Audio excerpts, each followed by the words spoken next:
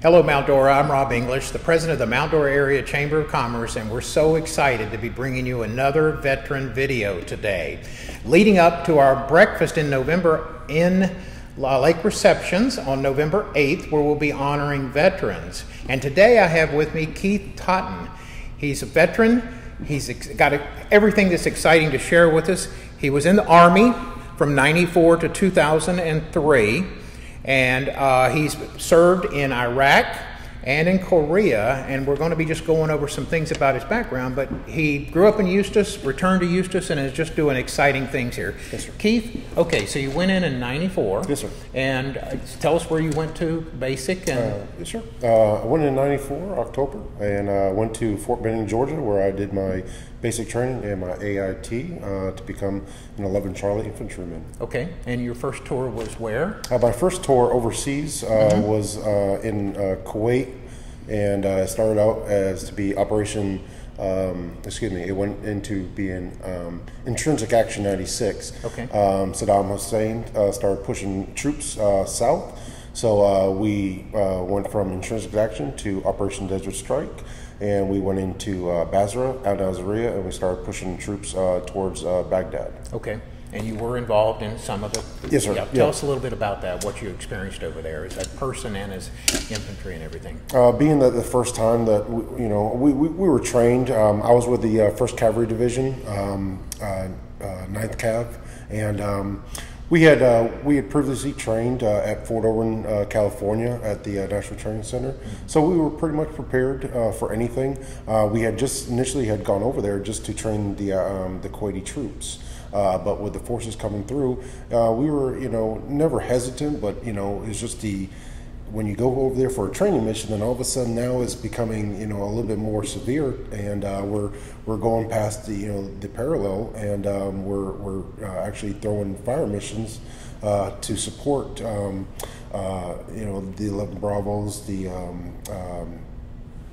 other forces that were in front of us. So it's it's definitely overcoming at times, sure. Being in that kind of situation for the first time and being so young.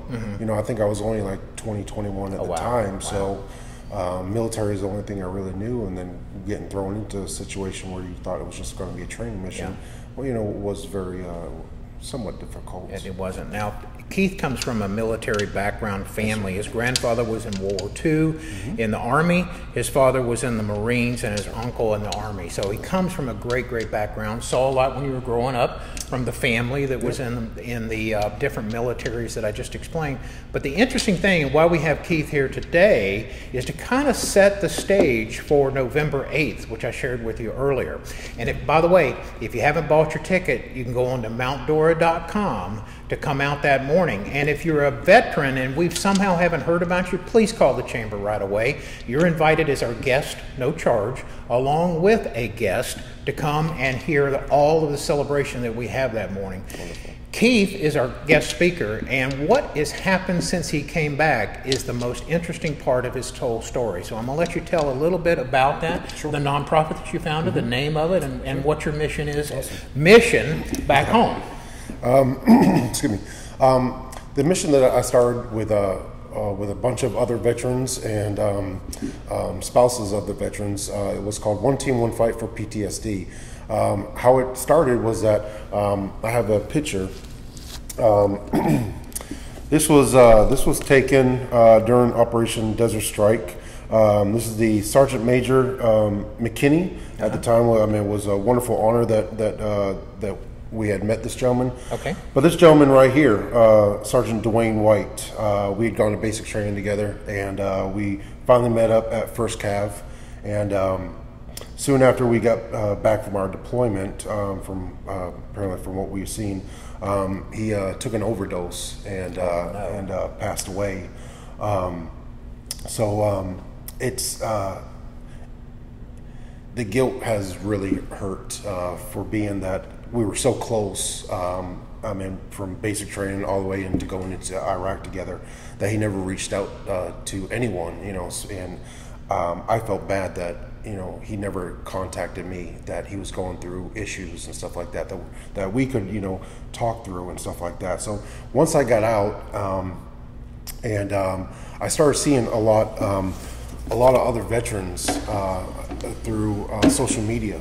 You know, that it was when I got out, it was like 18 veterans at the minimum a day that were, you know, possibly committing suicide through overdoses, through, you know, drinking, whatever the case might be. You know, and then, you know, 2 years after that, it went from like 18 to 20, then at the highest was like 22 a day. Oh, wow. And that was the biggest thing that a lot of veterans, you know, started with, you know, 22 a day, 22 beads, 22 miles people were, you know, walking, just to show, you know, that there are other veterans out there that care about, you know, these veterans, you know. And so didn't mean to get off track, but that's one of the reasons why I started this organization, because it's you know, not only that I have bad issues and I suffer from post-traumatic stress, that, you know, my closest battle buddy had it and he had passed away from it. So in memory of him, I started up this organization, which is a 501c3 nonprofit organization.